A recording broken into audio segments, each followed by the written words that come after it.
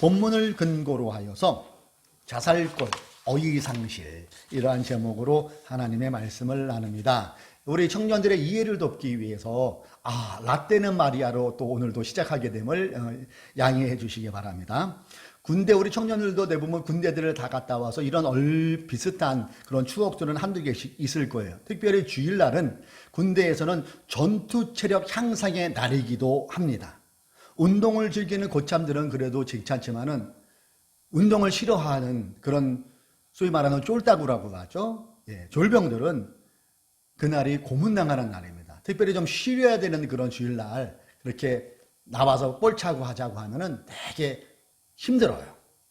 저의 추억의 군병영 시절에도 이런 시절이 있었어요. 그때도 요즘 같은 추운 겨울날로 기억이 됩니다. 주일 점심시간이 끝나고 3소대와 그러니까 5중대 3소대와 2소대 간의 축구 내기 시합 한 판이 벌렸습니다. 2만원 빵. 약 30년 전이니까 2만원이 적은 돈은 아니겠죠. 2만원대 빵 내기 축구 시합이 벌어진 거예요. 아주 치열합니다. 전반전을 2소대가 먼저 넣고 3소대가 넣고 1대1 팽팽합니다. 그리고 후반전이 진행됩니다. 3소대에는 박일병이 있었고 2소대에는 최일병이 있었어요. 둘이 군대 동기입니다. 최일병은 2소대 최일병은 초등학교 때 축구선수로 활약을 한 경험이 있어서 기본기가 잘 돼 있어요. 그래서 연대의 대표로도 나가는 그런 친구였어요. 외곽 보초 근무를 나갔던 최일병이 후반전 5분을 남겨놓고 긴급 교체 투입이 돼요. 상황은 1대1 얼마라고요? 2만원. 외곽에서 들어온 그 최일병이 워낙 급했는지 옷도 그냥 대충 입고 막 나와가지고 기마개 있지 않습니까? 자기 애인이 해준 기마개를 쓰고 막 뛰어나옵니다. 그러면서 박일병에게 물어보는 거예요. 야야야 종부야, 우리 편이 어디 쪽이냐? 너네 편 이쪽이야. 알았어. 쏜살까지 막 뛰어들어가는데 상대방 고점에 페이스를 딱 해주니까 잘 차더라고요. 딱 찍고 한 명 제끼더니 뛰어가다가 중거리수로 강슛 뻥! 골인! 난리가 났죠. 와, 이겼다! 근데 희한한 상황이 발생됐어요. 골을 먹은 3소대가 막 함성을 들이고 골을 넣은 2소대가 머리를 쥐어주고 막 그러는 거예요, 다들. 자살골을 넣은 거예요, 자살골. 최일병이. 박일병이 반대를 가르쳐 줬는데 그쪽으로 차고 막 들어갈 때 고참들이 야, 거기 아니야, 반대야 임마, 반대야 했는데도 기마개를 해서 못 들었다는 거예요. 뻥 차가지고 골이 들어갔는데 자살골. 그 다음은 여러분 그림이 그려지지 않나요? 최일병 기합받고 얼차려받고 그 소대 한타까리 했죠. 고참들한테. 반대로 자살골로 2대1로 극적으로 역전승한 3소대는 난리가 났어요. 2만원 내기에서 땄잖아요. 그날 저녁 일석조회후에 3소대는 막걸리 회식을 했습니다. 멍청한 우리 최일병이 자살골 덕분에 3소대가 횡재를 한 겁니다. 오늘 본문을 읽어보면은 주님의 말씀 속에서 자살골 또는 내부 총질을 연상해야 되는 그런 주님의 말씀이 나와요. 22절에 보면은 종교 지도자들이 예수님을 향하여 귀신에 들려서 그 귀신의 힘으로 병자들을 고치는 거라고 말합니다. 물론 저들은 억지를 쓰는 거죠. 말도 안 되는 얘기를 합니다. 22절 보세요. 예루살렘에서 내려온 율법학자들은 예수가 바알세불이 들렸다 하고 또 그가 귀신의 두목의 힘을 빌려서 귀신을 쫓아낸다고도 하였다. 이들의 주장에 주님은 거침없이 반론을 제기합니다. 그 내용이 23절과 26절에 보면 더 구체적으로 나옵니다. 23절 주님의 말씀이 그래서 예수께서 그들을 불러놓고 비유로 그들에게 말씀하셨다. 사탄이 어떻게 사탄을 쫓아낼 수 있느냐? 쉽게 말하면 내부 총질하는 사람 봤냐? 같은 편끼리 공격하는 거 봤냐?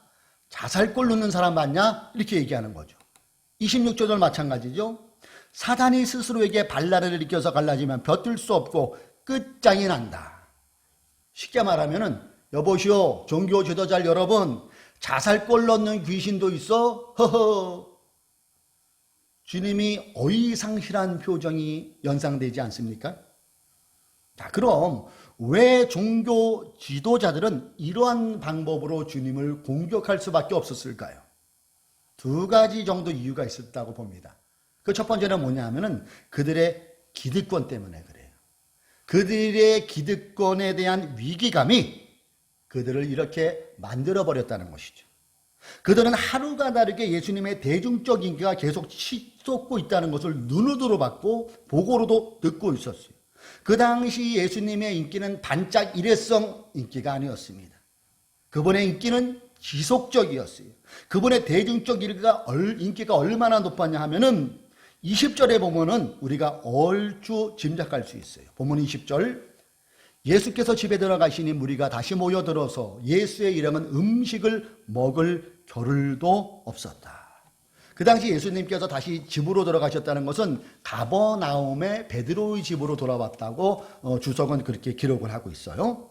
그러니까 가버나움 베드로가 사는 집으로 예수님이 오셨는데 사람들이 그 전에 들어가도 이번에도 우르르 예수님 주변으로 몰려들었다는 거예요. 얼마나 사람들이 많이 몰려들었냐면은 이 본문을 기록했다는 저자 마가는 예수님과 일행들이 밥 먹을 시간조차 없을 정도였다고 기록하고 있죠. 주님의 이러한 대중적 인기는 당시 기득권의 달콤함을 온전히 제대로 누리며 온갖 부귀영화에 취해 있는 그 당시 종교 지도자들에게는 위기로 다가옴이 틀림없었을 거예요.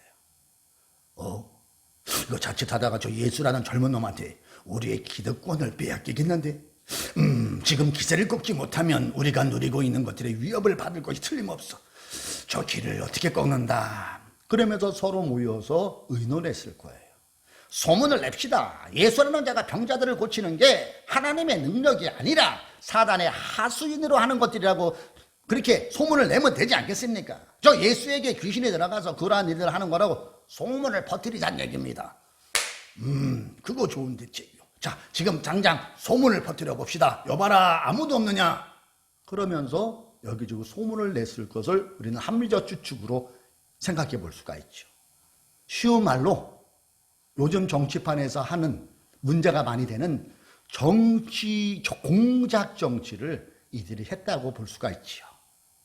그들의 이러한 계략이 어느 정도 먹혀들어간 것 같습니다. 왜냐하면 예수님의 육신의 가족들조차도 이러한 소문을 들었고 가버나움 베드로가 사는 그 집으로 그 가족들이 예수님을 찾으러 갔잖아요. 21절에 그 내용이 있잖아요. 예수의 가족들이 예수가 미쳤다는 소문을 듣고서 들었다는 거예요. 소문을 들었다는 거죠. 그리고 거기에 현혹돼서 그를 붙잡으러 나섰다. 예. 육신의 가족들조차도 이러한 소문을 들었고 가버나움 베드로의 집까지 주님을 데리고 찾아올 정도면은 소문이 제대로 많이 퍼져 있음을 알게 되죠. 기득권에 대한 위기감, 이것이 그들을 이렇게 소문을 내게 만들어버렸다는 것을 알 수가 있어요. 또 한 가지, 왜 그들이 이러한 행동을 했을까요? 그들의 시기 질투가, 종교 지도자들의 시기 질투가 이런 어처구니 없는, 참으로 어처구니가 아닐 수 없는 이런 소문을 만들어냈다는 겁니다. 종교 지도자들보다 민중들은 예수께 더 열광하고 있었어요. 종교 지도자들은 젊은 예수에게 자신들이 까인다는, 요즘 말로 말하자면 까인다는 느낌이 들면서 자존심이 상했을 거예요. 그 자존심이 무엇으로 표출됩니까? 미움과 시기, 질투로 표출이 됩니다. 이처럼 기득권 유지와 시기 질투는 예수님을 귀신에 붙잡힌 사람이라는 누명을 씌웠고 소문을 퍼뜨립니다. 이러한 누명과 소문은 예수님의 온전한, 순수한 하나님의 복음 사역을 비틀어 버립니다. 아주 심하게 왜곡시켜 버립니다. 이러한 저들의 주장을 듣고 있던 주님은 정말로 어이가 없으시죠. 그런 반응을 보이시죠. 그러면서 자살골 넣는 소리 하고 있네, 이렇게 그들에게 얘기를 하십니다. 그리고 이 어이상실을 넘어서 주님이 굉장히 분노하시고 불쾌감을 표출하십니다. 그러면서 이런 비유를 듣죠. 28절과 30절의 말씀 보세요. 28절과 30절 제가 읽어보겠습니다. 내가 진정으로 너희에게 말한다. 사람들이 짓는 모든 죄와 그들이 하는 어떤 비방도 용서를 받을 것이다. 그러나 성령을 모독하는 사람은 용서를 받지 못하고 영원한 죄에 매인다. 예수께서 이 말씀을 하신 것은 사람들이 그는 악한 귀신이 들렸다 하고 말하였기 때문이다. 이 얘기가 예수님이 굉장히 불쾌하게 받아들였음을 우리가 알 수가 있지요.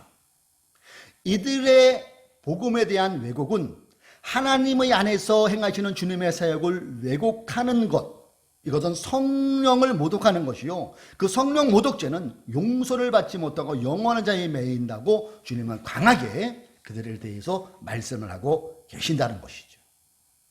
자, 여기에서 우리는 복음 왜곡의 심각성을 한번 생각해 봐야 될 것 같습니다.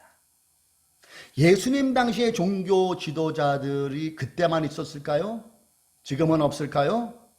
지금도 여전히 존재합니다. 지금은 어떻게 존재할까요? 소위 교세가 큰 목사들, 교계에서 장자리에 헤엄하고 있는 목사들, 방송에 많이 나오는 인기 강사 목사들은 자의반타의반 그 위치에 서 있을 수도 있다는 것이죠. 물론 모두 다는 아닐 것입니다. 저도 그렇게 바라요. 그러나 그들 중 일부는 지금도 여전히 종교 지도자들처럼 하나님의 대리자처럼 행세하는 사람들이 있다는 거 여러분 어떻게 생각하십니까? 강단에서 성경 구절을 앞쪽 뒤쪽 다 빼고 자기에 맞는 것을 그거를 끄집어내서 신자들에게 겁을 주는 목사들, 자신의 말이 곧 하나님의 말씀처럼 미화시키면서 신자들을 문의 소유자로 만들어버리는 목사들도 있어요. 성경을 자의적으로 해석하는 목사들도 있어요. 그래서 그들의 기득권을 유지하는 사람들이 있어요. 그러한 일들은 너무 많이 요즘에 나타나니까 이제 놀라지도 않을 정도가 지금의 현실 아닙니까? 이러한 목사들의 공통점은 예수님 당시의 종교 지도자들처럼 기득권에 관심이 많습니다. 이 기득권은 곧 돈으로 연결됩니다. 돈이 곧 기득권이라는 얘기죠. 돈이랑 상관없으면 그들은 신경도 안 써요. 이들은 자신들의 기득권 유지를 위해서 돈을 위해서라면 복음도 서슴없이 왜곡합니다. 그러나 이러한 자체는 주님의 말씀처럼 성령님을 모독하는 행위일 수가 있다는 것입니다. 코로나19가 발생한 지 벌써 1년이 지났죠. 모든 국민들이 피로감을 느끼고 있어요. 이 와중에 지명도가 있는 목사님들은 또 비대면으로 하면서도 온라인으로 잘 시스템에 갇혀서 영상을 올리지만은 또 그분들 나름대로는 이 유튜브나 이런 영상에 대한 조회수로 통하여서 스트레스를 받는다고도 합니다. 또 빚을 내서 무리해서 예배당을 크게 지은 곳은 고민이 깊어질 수밖에 없겠죠. 헌금이 줄고 있습니다. 교역자 감원 바람이 계속 불고 있어요. 부교역자. 큰 교회는 그러니까 부동산까지 매각하다는 소리가 여기저기서 들려오고 있습니다. 그도 그럴 것이 당장 인건비, 매달 교역자들 또 직원들 인건비 또 은행에서 빌린 이자 어떻게 감당합니까? 헌금이 10분의 1로 줄고 있다고 합니다. 코로나19 중에도 대면 예배를 강요하는 이유 중에 하나가 줄고 있는 헌금을 만회하려고 한다는 댓글도 계속해서 심심찮게 올라오는 것을 우리는 보게 됩니다. 특히 나이 드신 분들은 우리 청년들처럼 뭐 이렇게 핸드폰으로 인터넷 뱅킹이나 모바일로 하는 거를 잘 모르시잖아요. 교회에 와서 성전이라는 그 개념이 있으시니까 교회에 와서 헌금을 내 헌금한 그런 기분이 드는 게 우리 어르신들의 또 오래된 관습이기도 하잖아요. 사랑하는 교우 여러분, 우리가 여기에 속지 않으려면 그럼 어떻게 해야 될까요? 목사 의존형 신앙을 탈피하는 길밖에 없을 것입니다. 목사 의존형 신앙. 신년부터 저는 우리 신앙이 주체적 신앙이 되어야 될 것을 계속 강조하고 있어요. 주체라는 것은 뭘까요? 사전적 정의를 제가 읽어보니까 주체라는 것은 객관에 대한 주관, 의식하는 것으로의 자, 이렇게 기록되어 있더라고요. 그러니까 좋은 게 아니죠. 자, 내가 주관을 가지고 그것이 긴가 아닌가를 생각해 볼 수 있어야 되는 거예요. 주체적 신앙이 왜 중요할까요? 성령 모독죄에 걸려들지 않은, 우리조차도 성령 모독죄에 걸려들지 않기 위해서는 주체적 신앙이 반드시 필요하다는 것입니다.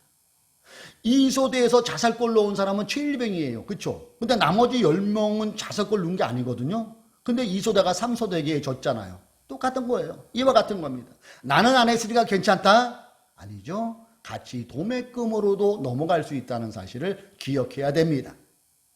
지금 코로나19의 상황은 교회에 출석하는 신자들이 목사들에게 의존하는 신앙을 벗어날 수 있는 절호의 찬스일 수가 있어요. 며칠 전에 페이스북에 그랬구나 하는 어느 분이 글이 올라온 것을 제가 잠깐 읽어드릴게요. 한때 mp3 플레이어의 유명 목사님들 설교 들으며 그분들의 저서를 싹 구입해서 책장을 채우는 게 믿음의 기준인 때가 있었어. 설교성 농담과 어투까지도 받아 적을 기서로 노팅하면서 그분들의 설교를 외우고 다녔지. 정작 성경은 안 읽었는데 말이야. 전병훈 목사 때가 가장 심했어. 청년들에게 센세이션 했지.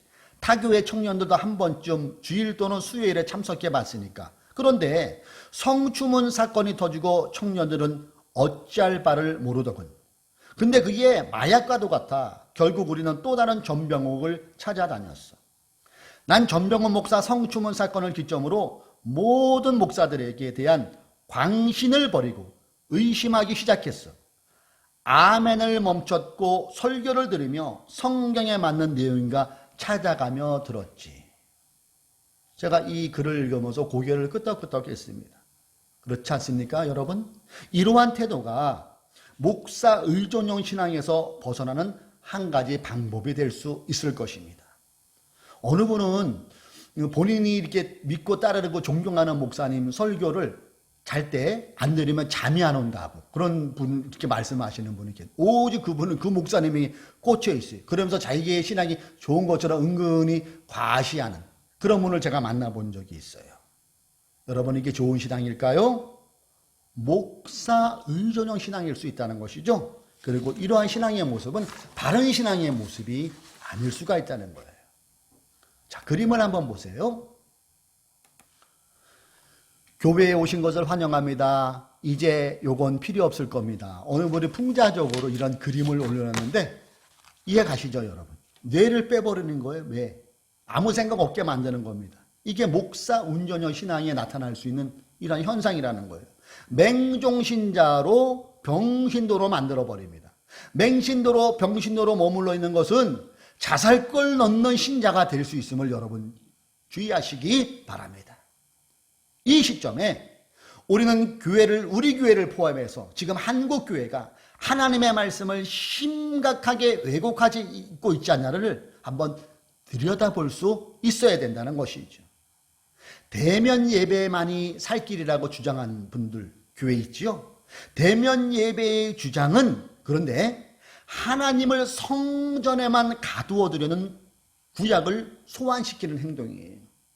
예수님을 다시 십자가에 못 박히게 하는 행위일 수 있다는 거예요. 복음을 왜곡시키는 겁니다. 성령을 모독하는 것일 수가 있어요. 무소부재하신 하나님, 내 이웃을 내 몸같이 사랑하라고 하셨는데 그 영혼 사랑과 생명 사랑이 기반이 돼야 되는데 본을 보여야 될 교회가 오직 교회 성전이라는 개념에 매여서 많은 사람들에게 지탄을 받고 그것을 전파하는 그런 역할이 된다면 이것은 바른 모습이 아닐 것입니다. 여러분에게 묻습니다. 여러분은 성경을 찬찬히 읽고 있습니까? 그리고 성경을 읽으면서 묵상합니까? 그리고 고민합니까? 질문하고 있습니까? 그리고 이와 더불어 이와 관련된 좋은 양서를 내 스스로 구해서 읽고 있습니까? 진지하게 하나님과 1대1로 만나는 영교의 시간, 기도의 시간을 갖고 있습니까? 그리고 지금 우리가 비대면으로 드리는 이 예배의 자리를 소중하게 생각하고 신령과 진정으로 드리는 그 마음으로 우리가 하나님 앞에 예배드리고 있습니까? 요한복음 4장 23절은 이렇게 말씀합니다. 주님의 말씀이에요.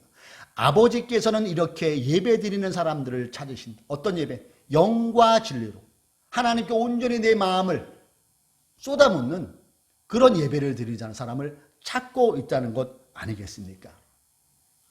사랑하는 교우 여러분, 오늘 우리는 이 본문을 생각하면서 자살골을 기억해 볼 수 있어야 돼요. 그리고 우리 또한 우리의 신앙이 자살골 넘는 그런 것처럼 도매금으로 넘어가면 절대 곤란하다는 것을 기억하시기 바랍니다. 여러분이 하나님과 1대1로 서십시오. 목사를 의존하지 마십시오. 성경을 의존하십시오. 하나님을 의존하십시오. 그것이 바른 신앙으로 가는 길이고 자살골 넣는 행위 아니면 같이 도매골로 넘어가지 않는 길인 것을 기억하시기 바랍니다. 그리고 그것이 예배이고 말씀이고 기도일 것입니다. 바라기는 우리 하늘들 푸른교회 교우님들은 또 유튜브로 함께 예배하는 여러분들은 이러한 것들을 잘 분별하셔서 목사 의존 신앙을 완전히 탈피하고 오직 성경이 말씀하는 성경을 의존하는 하나님의 말씀을 의지하는 하나님을만 의존하는 그런 신앙으로 살아가시는 저와 여러분 되시기를 주님의 이름으로 축복합니다.